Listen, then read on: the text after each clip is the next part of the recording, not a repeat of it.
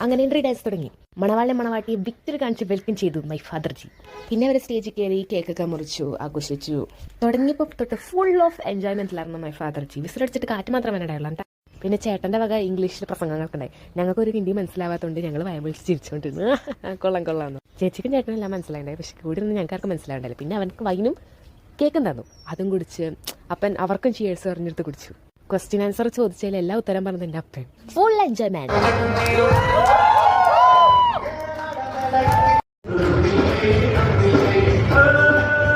അങ്ങനെ full of dance.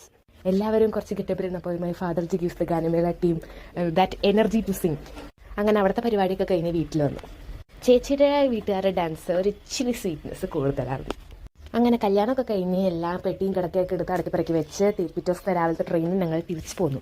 6:30 ട്രെയിനായിരുന്നു. ട്രെയിനിലൊരു മനുഷ്യൻ ഞങ്ങളുടെ ബോഗിയിലുണ്ടായില്ലാത്തതുകൊണ്ട് ഞങ്ങൾ കിടന്ന് മറിഞ്ഞാണ് വന്നത്. അപ്പോഴാണ് ഈ കാട്ടിട്ടിത് my father and mother expired. അതെന്താണെന്ന് എനിക്ക് ഇതുവരെ മനസ്സിലായില്ല. പിന്നെ അവിടെ കുറച്ച് നേരം അങ്ങനെ ഇങ്ങനെയൊക്കെ നോക്കി പോയതിൽ സ്പീഡിൽ ബാംഗ്ലൂർ 4 എത്തി. അപ്പം അത്രേ ഉള്ളൂ. ബൈ.